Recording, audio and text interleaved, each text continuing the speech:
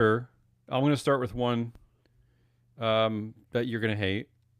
Okay. In fact, Well, I'll I'm do glad I two. missed it then. I'll do two you're going to hate. First, I just wanted to reiterate that the meritocracy is still a lie.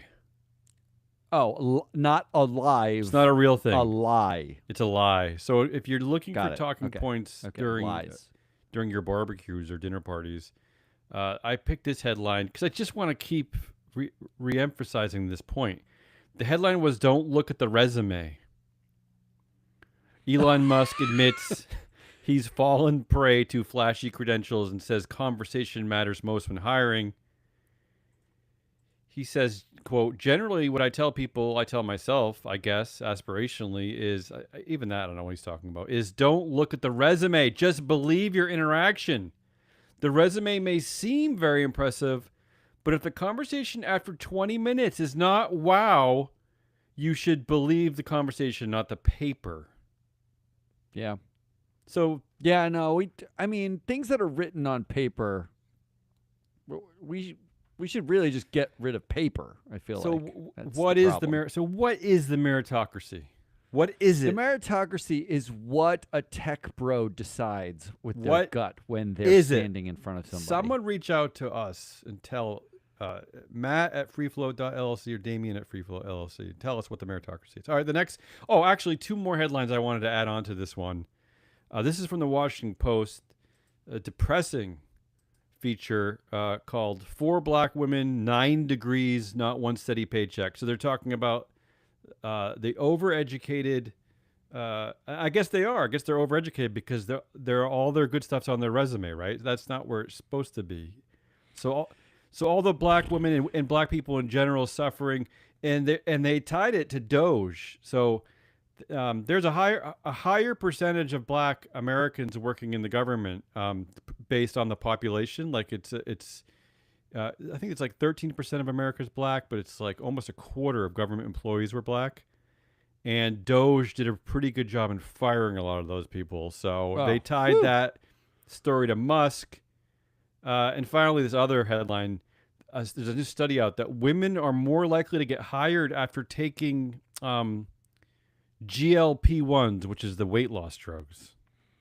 That's not shocking. I mean, the dudes are doing all I'm the not hiring. saying it's shocking. I'm just kind of reporting on some of the things we missed. Look, it is shocking, actually. No, So that's take it merit. back. That's what merit looks like. It Right. looks slim and has fun conversations. That's what merit is. Yeah. Okay, well, okay, and I'll just do one more before I hand it off to you, and then I have a couple more serious ones. I just wanted to reiterate too that Zuck still sucks. Okay, That needed reiteration. In case you're still debating whether you should be deleting Instagram, Mark Zuckerberg. Here's the headline: Mark Zuckerberg sure sounds eager to get young people hooked on online gambling. So he is the CEO of Meta Platforms, the founder, the controller, the dictator, is developing a social network betting market app. This guy has not come up with a single idea. But this is 20 bottom of the years. barrel. I mean, this is. But you pulled a bunch of stories this week about how he's now saying their AI isn't moving fast enough and they're failing at doing AI. They're That not really at the top of their game, except for they were smart to buy WhatsApp and Instagram. That's it. I get. End of story, I Again, guess. Another couple things he didn't come up with. But still, that's that he it. That's just all I can think bought. of. So he Yeah. didn't do anything with that except buy them, right? Like he did inspire a new Aaron Sorkin movie coming out called The Social Reckoning. Have you heard of which this I movie? read that Jesse Eisenberg is not. He does not want to play Mark again.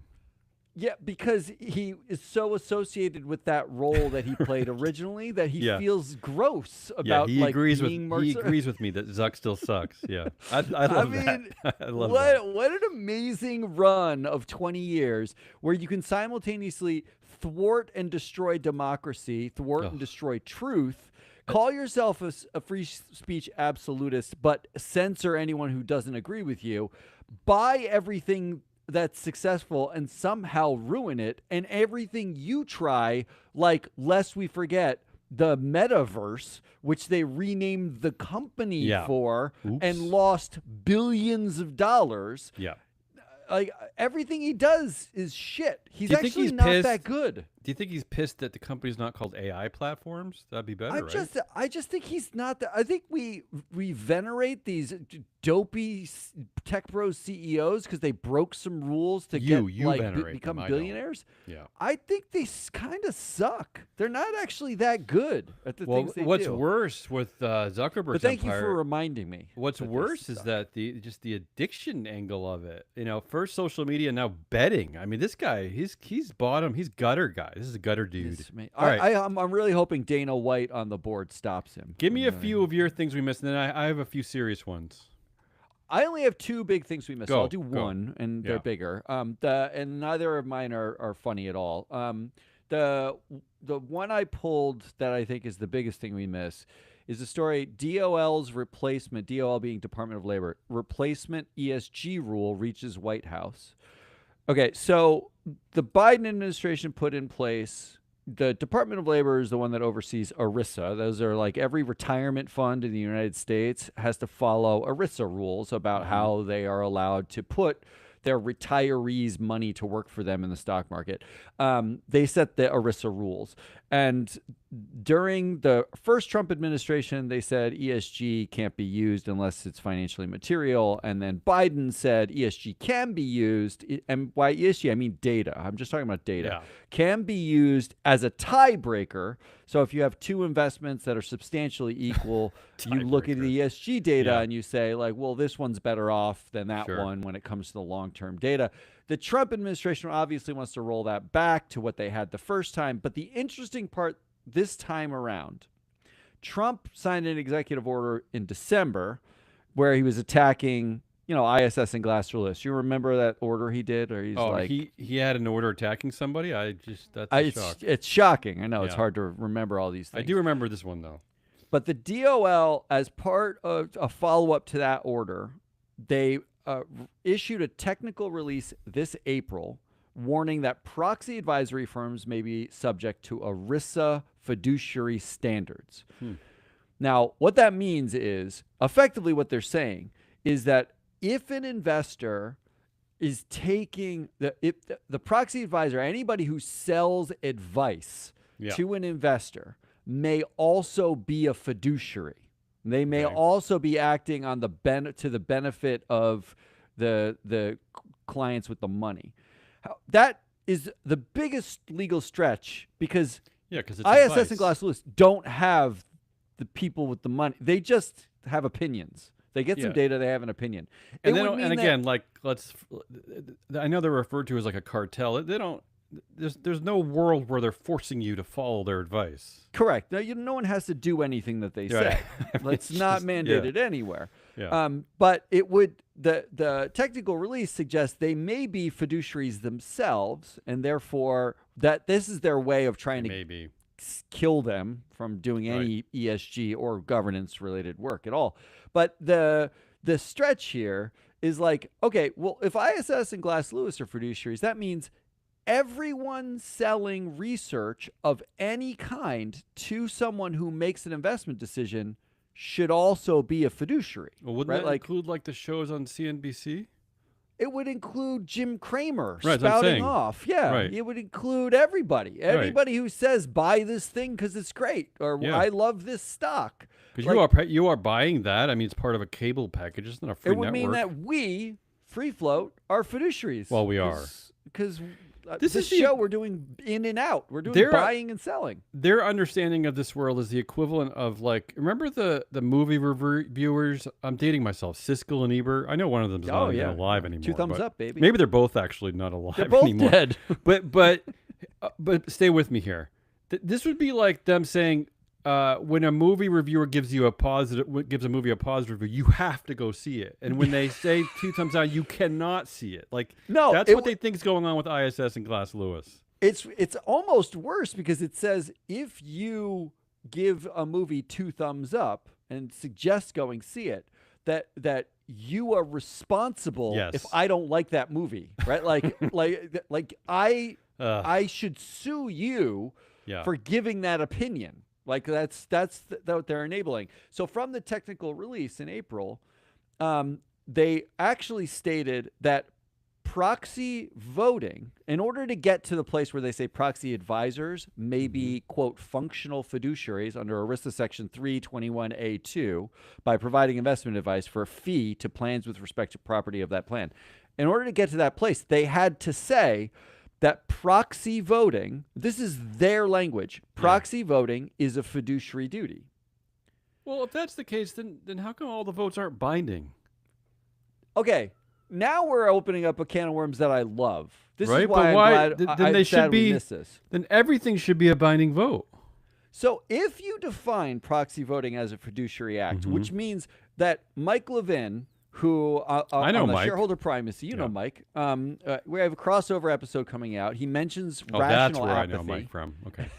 He mentions rational apathy, which is not, just siding with management and proxy voting because it's in your economic interest to do that, right? Like it's too hard and you're indifferent to the outcomes. It doesn't make sense to you. You just kind of ignore it. You're rational. It's rational to not care is what all it means. It means definitionally that you can't have rational apathy because your fiduciary duty Yes, is to care. is to care.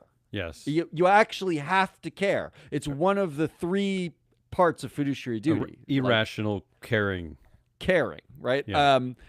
It also means that if you vote 99% in favor of management, Yes. which is what we see, you are ignoring your Yeah, fiduciary 'cause duty that's- entirely. Because there is no measurable thing in the universe that is correct and right and just that much of the time, right? Well, half of companies underperform every single year. Of course. That's because By definition of definition. average. Yeah.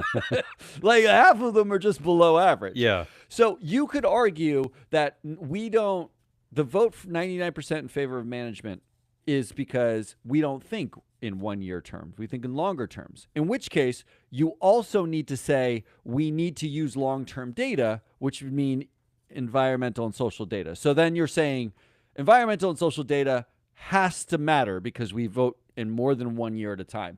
Or you're saying we only vote 1 year at a time. Environmental social data doesn't matter. And therefore, you should be voting against nearly half of management every single year. Absolutely. So thank you, Department of Labor, for twisting yourself in a legal pretzel to get rid of ESG, only to make ESG and voting against management mandatory So I in think some ways. I think what you're saying is that when Hunter Biden wins the presidency, he can kind of use this precedent to kind of, right, to do what you're saying. I don't know what I'm saying, but I love it. I right. love that. I love the act of it. That's one of the big things we missed. We didn't talk about it from April. We missed it like months ago. Yeah, it's all right. We missed it. We still missed it. I have one more. I'm gonna cut one away because I know in interest of time today. Delaware Court of Chancery interprets new section 144 and applies heightened presumption of director independence. What is a heightened presumption? I don't like this. So this and I think we talked to Ann Lipton yesterday, and she was talking about how with the Dexit going on in Texas, that the Delaware was kind of busy lowering its standards, right, to appeal to all the Dexiteers, right? So this came up in the common context of this is like just a stockholder litigation case, right? So, what heightened presumption means is that they are now requiring the plaintiff to come up with some substantial facts to argue against this idea that there's a heightened presumption of independence with directors, right? So you're presuming they're independent. They're presuming their innocence before. What is it? You're presumed innocent before. Presumed innocent before guilty. Yeah. So now the court concluded in this case that the plaintiff's allegations of various overlapping board positions, overlapping investment, and other, quote, business ties, end quote, with the company's founder and non-executive chair were not sufficiently material. So what they're doing... That's not material? No. So what they're doing is putting a massive burden on proving now that directors are not independent. So that, what? They call that they're calling that type of evidence a collection of trivial facts. Do the directors have to be having sex together? Do they have to like live in an Well, orgy director house? But there wasn't there some law that some rule that you pointed out years ago where it was okay if it was your sibling, or like there was some weird rule like they had to live with you in order to be connected, right? They had to be from the same address. I'm saying this, but you're staring at me, frozen.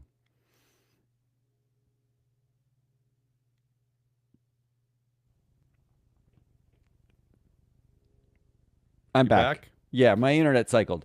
So you were asking about like the rule, the New York Stock Exchange rule for what is independent, right? Right. Well, It's you raised a case where you essentially you had to be living together, right, yes, to be considered a relative. it's not just that you're living together. You have to be related to and living together. Right. So in Kimball order to Musk be, and Elon Musk, there could be a case where Kimball Musk is independent of Elon.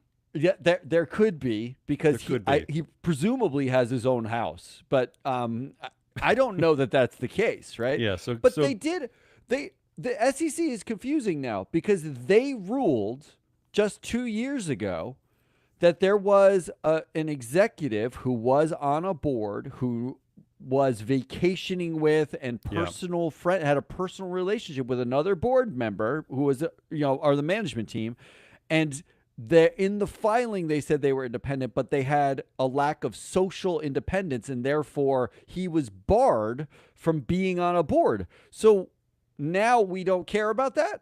We don't care about that. That's where it's not clear. I mean, they're saying that the evidence has to be a matter of quality and not quantity. That you have to, that, but they're not really clear what that means. I don't I don't know who determines when a director is no longer independent. That's where it's unclear to me. And again, this is Delaware. This is not the SEC. Like how much money needs to be involved between two people before they're not independent? Like That I don't know too, because don't forget the proxy statement doesn't have to declare a certain amount, like certain business dealings under a certain amount either. So I guess that would, yeah. Here's the thing: if you're an ahead. investor, you just have to vote against directors that have these trivial lack of independence. Like you just That's where you can make your own determination. well, they clearly Delaware is going to say everyone's independent, and clearly humanity doesn't exist like that. There's a heightened presumption of director independence. Read the list again. It was. Well, as an example, the court concluded that allegations of various overlapping board positions, overlapping investments, and other quote unquote business ties with the company's founder and non-executive chair were not sufficiently material. So, I mean, what Business else ties. do you need? Business ties, investments, and board positions. Yeah. Like, okay, so what's left? You I think sleep you basically together, have to right? be Like, married. Yeah, I think that's about it. Yeah. All right. All That's right, mine. I hate that. Do you have any more? I have things we one missed? more. This Okay. one's a shorter one. Go ahead. Thing we missed. This report by ISS: governance chairs remain under pressure as investor scrutiny rises, despite rising support for directors. Research shows. That's a headline I can't get a grip of intellectually. Well- Help me out here. Let me spare you. I can spare you having to read the report. Yeah. Everyone wins at more than 90% rates, right? Like Well, that we know. We cover these proxy votes every week. So, like, even the headline makes it sound like there's some pressure on a governance chair. ISS found that the median support for a director for the Russell 3000 has hit 98%. Is that right? Yeah, actually, that is right. I median think. support. Yeah, because I think usually the average support you see for boards is about 95%. So that would suggest that there's a lot that are over 95%. Yes, a lot. The median is 98%. Got it. They found that governance chairs, and by governance chairs they mean They mean nom nominating. chairs, Yeah, nominating. In the committee U.S., chairs. that's the committee is often called the Nominating and Corporate Governance Committee. Those chairs, specifically the nominating chairs, get a median support of 94%. Yeah, because we see instances where there's some kind of a trigger where maybe there's not enough women on the board, or maybe there's some other, maybe the lead independent director is doing something or whatever. They tend to target the chair of the nomination committee for that. But the write-up from this article was like, nom chairs have more to consider as they're under pressure. Under pressure, yeah. How much pressure are you under that you got 94% support? Yeah, I'd say 0% who's pressure. pressuring you? Yeah, nobody. They also said pay chairs got 97% support. Oh, so they're under pressure too, right? They're under a little bit of pressure. Little bit of but not pressure. as much pressure because it was Jeez. from 98 to 97%. So there's Yeah. some pressure there. It's just so dumb. Like It is we were dumb. literally talking about the difference between 98% and 97%. And We're talking about it like it's a big deal. And you made this point a while ago that there is a part of our culture and our, especially in the business world, where that many people are considered doing their job well is just incredible. In no other walk of life. But we don't really bat our eyes when with 10%, a company lays off 10% of workers because they call it the natural attrition of like employment, and people are just like, yeah, right. There's at least 10% are bottom feeders, right? They're dope, so we get rid of them. But in this field, they're all geniuses. I don't know how you can definitionally, in the first story, the Arista story, half of companies underperform every single year, definitionally, but not half of directors underperform every single year. Like, I don't understand that. Yeah, Like, we're trying to figure it out. All right, It's math. you want to move on? Do we have music for the boardroom buy-in game? Oh, we can do some intense game show music. Do you want to do that? Sure, There we go. fine. Yeah, there we go. Okay. I don't know how much. We'll see how much we have time for here. Yeah, we got a little bit of time left. Yeah, we got a little time. We got time. So this is kind of a new feature. We're trying to work out the kinks. Although we did have some listeners tell us that they kind of liked where we're going with this. So we're going to stick. I think we had a listener tell us. Okay, that, whatever. yeah. Shut up. No, actually, no. It was more than one. I have proof. Oh, of that. really? Yeah. Yeah. So we pick headlines and we kind of ask each other whether this is an actionable moment based on the headline. Like, should we invest? Should we sell? Well, I guess now we're fiduciary. We're Right, we're being fiduciaries. Yeah. Yeah, we're fiduciaries. All right, here my first one is this one. The Taser CEO who says AI is the future of policing. I mean, I'm already scared by the headline. I but- don't like anything that said. So this is about Taser CEO Rick Smith, and they're talking about his pay package. I don't really know why they talked about his pay package in the article, but really the article Because he is made a about lot of money. he made a lot of money. Yeah. So his pay package last year value, it was all equities, about $164 million. Those shares now, because the stock price has gone up so much, are worth up to $400 million. This is, again, Rick Smith. He has 66% influence at this company. So based on this headline, I'm going to ask you, and I'm going to give you some things, some in and out details, and you can just, I don't even know what we're doing here. You're going to I pick. did it a different way than you did, but All right. we're just going to do your way, and then we'll do one my way. and I we'll like this confuse because I think we everybody got to while work do out the this. kinks here, because I think we Yeah, need to we work don't know out how the this kinks. works. Yeah. So, okay. Are you in because And this is the in on buying Buying. Taser? Okay. buying the Taser stock? Are you in because I am shocked. I did the research. This is not a dictatorship. This is a one share, one vote company.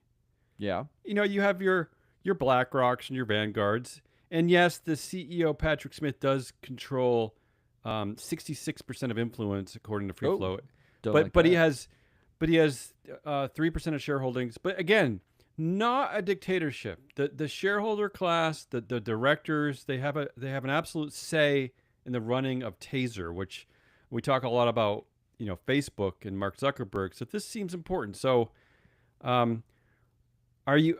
So how do we do this? Should I give you all my ins and outs, and then you can pick one give to me land all your on? ins and outs, and I want to Or are make a you decision out? at the end. Are you out because Patrick Smith dominates this company, according to Free Float Analytics, with 66% influence? In fact, he's on the board with Chair Michael Garnreiter, who's been on the board for 20 years, alongside Patrick Smith, and also the Compensation Committee Chair, who wrote the policy that gave Patrick Smith that huge equity package, has been on the board since 2010. His name is Hadi Partovi, and I don't know how the Delaware would feel about this, but both Smith and Partovi graduated from Harvard in the 90s. They overlapped, and they were both members of the Theta Eta chapter of the Sigma Chi at Harvard, and they both have gone on to do consistent work with that fraternity. They've been cited by the fraternity as being important members. So clearly there is not only that how they sat on this board together for 16 years, but there's clearly an important social connection there. Oh, But- no. You need. not, Are not they? according to Delaware? Are Or they sleeping having together? sex? Well, Are they having could be. I sex? don't know the answer to that. So are you out? Then you don't know. You don't know. Are you That's what I'm out based on that one, or how about this one? Are you out based on the fact that there's actually a record of Patrick Smith ignoring the, board members? So after the 2022 school shooting in Uvalde, Texas, Smith announced that Axon would be developing taser-equipped drones that could fly into classrooms to incapacitate active shooters. How about that? What kind of a world are we living in? I mean, what a great idea Yeah. to have a robot fly into a room with children with a device that will electrocute them. on it. So when he made this decision, he made it on his own. He bypassed Axon's own independent AI ethics board. And in fact, the board itself actually vocally came out to rebuke Smith and accused him of trading on the tragedy. And then they actually stood up and made a statement. 9 of the 12 ethics board members resigned in protest. And then Smith was forced to publicly back down and scrap the project. So how about that little... So this is a guy who maybe because of his outsized influence doesn't necessarily listen to the mechanisms he has set in place to kind of provide checks and balances. yeah, are there any more ins? That was a lot of outs. I know. The other in was that I will say, to be fair, the CEO Performance Award was specifically voted on in 2024. There was a Sam Pay vote, and there was a vote to vote specifically on this, and it passed shareholder vote. Okay, barely. It had 50.1% yes, but it did not a- pass. It did pass. That's not a pass. You said Okay. everything less than with 30% or more against should just be a. I'm trying to find against. ins. I'm trying to find buys for this company. I'm a hard out on this. But, okay, I but mean, why are you a hard out? Is it because he ignored? There's actual record of him ignoring his board, or is it because of the? That just confirms that the number that influence. FreeFlow Analytics has, right? Like, if Right, you have, you're like, absolutely right. Absolutely the number right. that FreeFlow Analytics has is he has 66% influence. In fact, it says on the beta platform that the board is structurally deferential to him. They Yeah. just defer to him in perpetuity. Multiple board members have been there for more than 10 years. No one has more than 8% influence outside of Smith.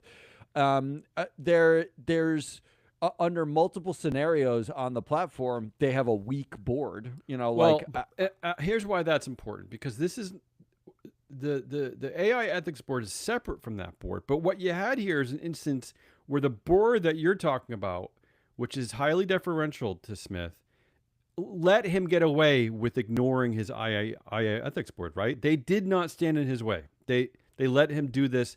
And it really does show you too that these people had to resign in protest in order for him to actually like recognize that they were pissed off. I mean, we talk about this all the time. Like, how come board members at certain companies don't do a thing? Well, this here, it worked. Look, I also don't buy the idea that Rick Smith and Axon, which is the owner of Taser, are like innovating or building things like well or new, so much as they are benefiting from an administration and a culture Yeah. shift that like enjoys tasering each other. Yeah, there You was pulled on yeah. the platform. There is a story underneath, because now the platform auto tags the stories to the companies, and I love this. there's a story at the bottom of the company page that's Trump bought as much as 5 million in Axon stock Hey. before ICE sought a $220 million taser deal. Can I tell you, this is why I love this platform, this new platform, because I had written up that story to add to this, but I cut it because of time. And I'm glad that it exists on the platform, because that kind of context really does help, because you're right, because Taser is pushing to make a lot of money off of ICE. So that Yeah, might be an important part of your investment decision if you don't want to, invest in companies that are profiting off ice. I mean, All we right, so also have it linked to multiple podcasts where we mentioned Axon as getting big no votes for a variety of things. Really? Yeah, there's a lot of reasons. I'm out. all right, so It's you're a out. hard All out. right, let's move on. I want to see. I want to hear how you constructed the game. All right, Go here's ahead. how I did it. Okay. Yeah. I picked the headline. And this headline is J.P. Morgan built a pipeline of female CEO candidates. Yeah, That where'd was they the go? envy of Wall Street. How did it fall apart? Yeah, how did it? So Well, Jamie Dimon, that's how. look, if you're buying J.P. Morgan, you're buying Dimon, but Dimon's not going to be there forever. If you're a long-term investor, he can't be there for more than 10 more years, right? So It'll be you're less than buying that, yeah. the successor. So are you in or out on this board finding a successor to Dimon? Okay, so you're playing this game a bit different, but that's fine. Let's do Yeah, it. it's go. sort of the same because you're buying when you buy the You mean- stock, you you're mean buying they're the both- management team. You mean they're both confusing? Is that what you mean? I mean that none of this makes sense at all. Okay. All right, here's your nominating committee. Yeah. And I know nominating chairs are under pressure according do to it. ISS. Nominating chair Ginny Rometty, you know Ginny, Yeah, I know that name. That for sure. ex IBM CEO, That's right. Yeah. retired in 2020. She was an IBM lifer since 1981. She basically has only been at the one company. Council of Foreign Relations Business Roundtable. She is massively connected. She's connected to 82% of the JP Morgan board alone. Wow. JP Morgan, according to the Free Flow Analytics data, there's really kind of two types of boards. There's the boards that are deferential to the CEO or deferential to each other. There's not very many boards that are just strictly independent. And by deferential to each other, I mean these are professionalized boards. Yeah. These are like people who they go to board meetings, they know each other from other trusted boards. Friends. I mean, buddies. they're all just going to be like, Jamie, you do whatever the hell you want. We're just going to pick each other. We'll make sure you're friends with all of us, but we're here for you. But, we're professional board members. All we do is sit on boards. That's all we do. We know each other. Well, yeah. Rometty's one of them. She's a highly connected board Do you want me to say right now if I'm in or out on Jeannie? So start in or out on Ginny. Well, here's the problem I have with boards constructed this way, and we see this a lot at some of these larger cap companies, is that when you have these big time former CEOs on boards with other big time CEOs, big egos like Jamie Dimon, my sense is that Jeannie is really there to do his bidding, right? And that she's kind of going to get out of the way, and make Jamie's going to be responsible for finding his own successor. I don't think the board's going to play any role in this, just like she probably was responsible at IBM the same way. I mean, so this is the problem I have with this: is that your board really shouldn't just be blocking for you like they're offensive linemen in the football league. You know what I mean? Like they should be coming up with things. I don't know. I don't trust these types of also powerful CEOs that hang around other powerful CEOs, especially when they're chairs of things like compensation committees and nominating committees. That's my take. I'm out on Jeannie. So yeah, I just to add to that, Yeah. Rometty's also on the Cargill board, and I tagged CEOs that these people have replaced. Remember, there's a nominating committee of J.P. Morgan because I wanted to know, have they actually replaced a CEO ever? The CEOs that Ginny Rometty has replaced is herself with Arvind Krishna at IBM, who was at IBM for 30 years. And she was on the board of Cargill when they replaced their CEO in 2023. She had been there for 1 year, and Cargill's privately held, right? So it's a controlled company. So she didn't really do anything. So basically none CEOs replaced. And she's the NOM chair in charge of replacing Jamie Dimon. So I think you're right without. How about Michelle Buck? She's on the nominating committee. She joined in 2025, so she's basically brand new. She's ex-CEO of Hershey. Hershey is a controlled company. Hershey, a controlled company. Hershey Yeah. for 20 years, 17 years at Kraft Nabisco before that. So all of her experience is food, not banking. I like food. Yeah, everybody likes a good Hershey bar No, on actually, a graham cracker made by Kraft. Yeah, I don't mind that, but if it's over a fire, I'll eat it. But A normal Hershey bars, actually, I think is disgusting. They're pretty horrible. They're pretty horrible.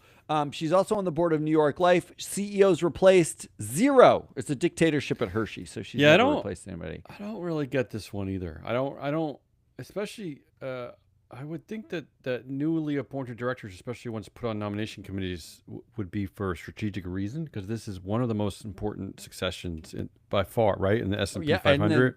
Without a doubt. And again, this clearly is an indication that this is going to be Jamie. Well, Jamie himself sort of famously said recently that he can't be fired. So he doesn't really take his board seriously, because the board, he hasn't had a boss in 25 years. Yeah, so the board can't. So he understands his role, which is that he's king, and the board probably understands their role, which is they defer to the king. And I don't know. I just don't see her value, so I'm just going to say out. Yeah, that's probably a strong out indicator. Maybe if she's from a bank, I'd give her a pass. There's 2 more members of the nom committee, so you just got a chance for a tie here. Stephen Burke, board member since 2004. Oh, wow. He is the lead independent director, because there cannot be a lead independent director that has been there for at least 10 years, right? This guy's been there for 22 years. He must be the second most important person on this board, right? I mean, by influence? 16% influence, 22-year tenure. He was at Comcast since 1998. Gross. Another dictatorship. Right. He was at Disney ABC in 1986. He's a director at Berkshire Hathaway. Another dictatorship. The most CEOs famous. Replaced 0. This guy has never replaced a CEO either. And nor would anyone listen to him.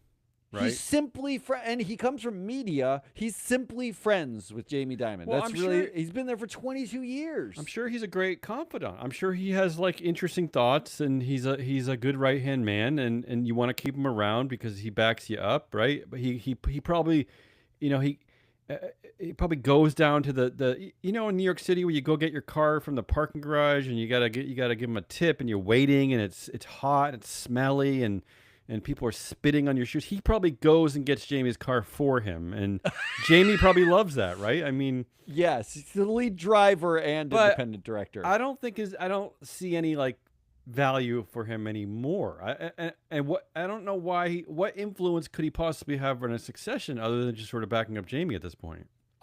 Here's the real question. Would you be in or out on a long-term buy of a company who is very strongly led by their CEO when 3 of the 4 nominating committee members have no experience replacing a CEO, have only deferred to the dictators in charge of those companies? What are we doing? Like, what are you investing in a team? What are you doing? I'll give you the last one. Who else? Alex Gorsky. I know this name. This ex-CEO of Johnson & Johnson. He's everywhere. He's everywhere. Yeah. He's on the board of Apple. He's on the board of IBM. Of course, he's on the board of IBM. In fact, he was there while Jeannie was He CEO? replaced Ginny Rometty. Oh, he's the new CEO. He's not the CEO of IBM. Arvind Krishna is, but he was on the board of IBM when they replaced Ginny. Okay, well, he's got some experience. Oh, and Apple. And Tim Cook. He just replaced Tim Cook. And he replaced himself, obviously, as CEO of Johnson & Johnson. Just because he was adjacent to things happening, high-profile successions, I'll let him stay. Yeah, he's in. Well, I think that's right. But so we've got out, in. Are you overall in or out on this board finding a successor, Jamie? Congratulations, Alex Gorsky. Should be the new nominating committee chair. I like it. Yeah. That's the only takeaway, right? They should fire the rest of the committee. All right, what do you got? I'm gonna do one more just for the sake of time. I'll give you the choice. No, maybe I shouldn't give you the. Okay, would you rather have a Japanese gaming company? Ooh, okay. I'll give you the headlines, and then you pick the one you want me to play with. Nintendo boss to give sweeping 10% salary raise to retain employees, or Copart CEO Jeff Law to step down, former CEO Jay Adair to return. Jay Adair's back? You want to do that one, don't you? No, I'm out on. I'm not buying Copart for any money. Because believe me, you would have hated this board. I mean, this board. Okay, I will do Nintendo, but let me just quickly do Copart for a second. Yeah, because Copart's horrible. We're not doing it in and out. Horrible. You're out completely. But this is the only board I've ever seen that has a chair and an executive chair. No, that's not true. They have a chair and an executive chair. No, Where no, have you seen that before? You've seen it worse at Where? Oracle, which has an executive chair and 2 vice chairs. Okay, but this is a chair and an executive chair. What does that mean? And you know who they are? The chair is the founder, Willis Johnson, and the executive chair is his son-in-law, Jay Yeah. Adair. Not Yeah, only that, they're but all they're all related. Yeah. but the board currently includes the current CEO, the former COO, and a former executive. Yeah. It's a Okay, lot. let's move on. No, I hate them. I'm Nintendo. out. I wouldn't buy them for all the money. No, it's Nintendo. This is interesting. Yeah, it's interesting because it's a positive story, and we don't highlight a lot of these. So they recently announced a 10% increase to base salaries for all of its employees. This is CEO Shuntaro Furukawa made the announcement at a recent shareholder meeting. So I got a few in and outs for you. First of all, Furukawa, the CEO, has a sort of a democratically okay influence, 18%, which suggests that, okay, he's in charge, but he's not dominating this board, okay? Sounds very Japanese almost. Yeah. And his, for one of the most famous companies in the world, his pay hovers around, he usually makes around $2.5 million, which still sounds like a lot, but it sounds reasonable. That doesn't sound like a lot. That sounds like nothing. For one of the world's most famous brands ever. I like that. Yeah. So that's an in. Out is that 63% of shares are held by institutional investors. And I got to ask you, what the hell do those suits know about video games? Do you think they understand video games? They don't step in and talk 63%. about that. That just means it's a stable company to me. Okay, all right. I So don't you're think not that's an okay. out. My next That's not phasing in. me. This is defying Japanese custom of 6 outside directors. 3 of them are women. Half of them are women. How did that happen? Well, how many inside directors are there? Well, let's just stick with the outside directors. I gotta tell you, I gotta turn tell you ya. into out. I didn't. I haven't checked Free Float, the new platform yet, because I actually spent time in their corporate governance report, and I gotta tell you, I don't spend a lot of time in some of these Japanese reports, and it's a little confusing. I'll just say that. Holy moly, this board is gigantic. It's a little confusing how it works. They have things called outside directors. They have things called independent directors. I don't really know what's happening. So, but let's just say this. There's so many executives it rolls into 2 lines on the Free Float Analytics graphic. So let's just say this. They at least have women, which is unusual for Japan. And finally, this final in, or maybe you could say that the huge board and confusing structure, maybe that's an out for you. Maybe because, I don't know, maybe you don't like that. There's a lot going on. But this final in is because, and again, I checked it there. I was looking at their filings about the last annual meeting, because they literally have questions like this at their annual meeting. In fact, it was the first question listed. I mean, I don't know if this is custom in Japan, but it doesn't matter. It's still great disclosure. In America, you get an 8K filing, you get a 507, right? And they tell you what was voted on, the percentages of the vote. Actually, they don't even tell you the percentage. You have to do the math yourself. They tell you the for and against, right? That's what they tell you about the meetings. That's it. Yeah. Sometimes that's enough. Sometimes a voter gets directed out. Sometimes a shareholder proposal passes. They don't tell you even what happened. They don't tell you the actions. In Japan, they listed every question asked by shareholders and then an answer. That was in the filing. And this is the kind of answer you get at Nintendo. This kind of question you get. Quote, with the release of Splatoon Raiders approaching, how does Nintendo evaluate the previous title, Splatoon 3? Some players experience communication errors and discrepancies in hit detection in that title. I feel that Nintendo's response to these issues may not have been consistent with sincerity, one of the values in the Nintendo DNA. No, That's okay, a question they got? That's an actual question. And I don't care what you think about the question. It's amazing. I think it's an amazing question. And they actually published this, and they I've been published thinking the about it. answer, and I got to take my hat off for Nintendo for doing this. This is disclosure. So are you in or out, and what are you in on? All right, so I'm going to say I'm hard in. Yeah. In fact, I'm looking at Nintendo stock now, because I like all the You arguments like it made. so much. Hey, I convinced you of something. Asa Shinkawa Yeah. is the second most influential board member according to Free Flow Analytics. 12% influence. She Ooh, is on. She is independent. She is on the audit, nom, and pay committee. She basically is the independent version of the CEO, and she's only been there for 5 years. So this is not like someone who's been there for 20 years and is compromised by long-term relationships. Like the board structure's bananas. There are a lot of directors who are executives who've been there for 30 years. I don't like that, but they don't have much influence. It's really a two-person buy. You're buying the CEO who gets paid less than $3 million a year, and this woman, Asa Shinkawa, who is a strong performer. 824 on TSR. And she's not, according to Free Float, she's not deferential to the CEO. I love all of this. Okay. I'm a buy. I'm in. So you total package buy.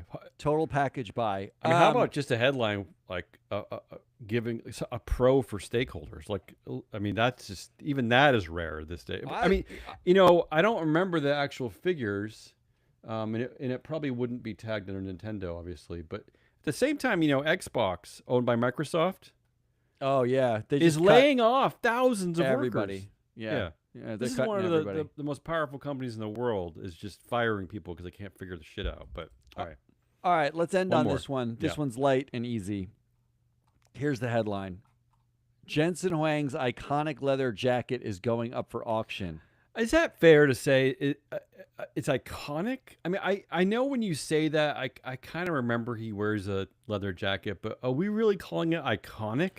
Here's the question. Are you Okay. in or out on iconic founder clothes? I mean, the Are you only in or out? iconic dress Would- I think that is relevant in this field, because it's been talked about so much, is the way that Steve Jobs used to dress. Yeah, so that like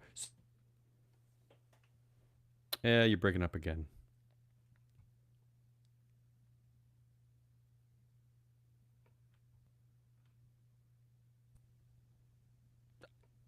Are you back? yeah, I'm back. So now here's the question. Mhm. Would you, if you consider a CEO or founder's clothes to be iconic, like they dress away, Yes, and okay. recognize I'm it, with you. I like this. would you be willing to buy the stock simply perfect. because it's an iconic piece of clothes? Perfect. Like, This is perfect. This is how the Isn't- game should be played. isn't it kind of like if I Yeah. think that person's an icon, Let's I do would it. buy the stock or not? I'm excited. So here you go. In or out? Are Jamie Dimon's, are his kneeling pads on this? No, but we'll start with Steve Jobs' Okay, turtleneck, Steve enabled Jobs. by Arthur Levinson, who's been on the board since Jobs. What do you mean enabled by Arthur Levinson? He's the lead independent director, and Oh. he was the one who, was on the board with Jobs, and they kept But he him didn't- on the whole time through Cook But he because they didn't were outfit worried him. they'd lose the Jobsian thing, I guess. Like, I'm definitely in on the turtleneck. so then, second sub question here: in or out on Elizabeth Holmes's turtleneck, also iconic, Yeah. but she's in prison. But if you see any of the documentaries about that, she intentionally ripped it off, right? Because she wanted to Right. exude something, an She wanted to intelligence, seem control. Jobsy. And so it's a definite, of course, out. I mean, so bad that it led her to go to jail. I mean, she misled everyone, including her own board. But now it's a gray zone, right? Because you got iconic clothes. All right, keep going. Like, so how about Zuck's hoodie? Well, it's clearly an out. I mean, well, you know what? Wait You know a minute, what? is it? Wait, actually, you know what? We complain all the time that it's a bunch of like emotionally stunted middle school dropouts, right? That's true, yeah. So I think in a sense, he's showing you who he is, which is just a child. I guess that's true. And I'm a pro hoodie guy. Believe me, like I love a hoodie. In fact, we went to the CII conference, and I was by far the most underdressed there. I had plenty of older white gentlemen in the elevator give me a look, a sneer. yeah. So I was one, yeah. So I understand. I understand a good hoodie, but I'm also not like actively trying to ruin the culture of the world by addicting them on garbage and disrupting the democracy. So, But just based on I'm the in. fact that he had iconic clothes, those I'm in iconic because he's honest. It's honest. He's a schmuck. Wow, so you would buy the stock based Yes. on the iconicness of the 'Cause he's a clothes. All right, schmuck. how about Bill Gates's glasses? That's another interesting one because you know what? That's a tough one because He got a lot of flack back in the day. This is going back. This is getting a little nerdy now.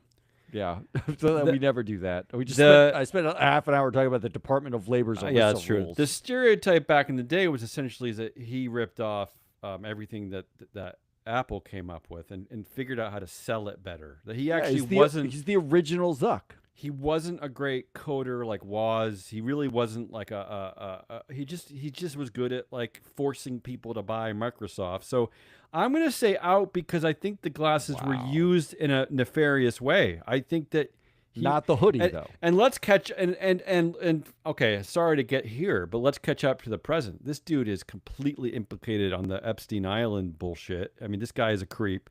And in fact, so much that there's a headline this week that even Warren Buffett is decided he has not decided yet whether he wants to give to Bill Gates' charities this year because he's reviewing the Epstein case more. He's spending time looking at. So I'm out on Bill for those. Yeah, that's good for Warren. He can give the rest to his kids' foundations, which will definitely get spent. How about Jack Dorsey's love hat? Oh yeah, see, unlike where I give Zuck credit for being the emotionally stunted, middle school dropout that he is, Jack is constantly trying to confuse people. He's constantly trying to be something he's not. He's trying to be like an everyman, like a good guy, like a non-sellout, he's trying to be like like the Pixies or something, you know what I mean? But he's clearly just a sellout. But he's definitely douchey. He's definitely he's Coldplay. But I don't, and that's okay. I mean, he's allowed to be those things, but don't pretend. Than Coldplay? Yeah, Nickelback. Nickelback. Just don't pretend, Jack. That's your biggest problem. You're greedy. I'm out. You're out. How about Musk's chainsaw? Isn't that what he is? Honest. It was honest. It's what he is. I mean, I'll give him credit for the sense that he is just a complete honest asshole. He's hailing Hitler. He's getting Trump elected. He's bringing a chainsaw out in a gleeful, boyish way of saying, I'm about to fire about tens of thousands of government employees who now we know are mostly black, or a lot of them are black. So I guess I'll give him credit for the honesty. I like we're giving him credit. All right. So sub question. Yeah.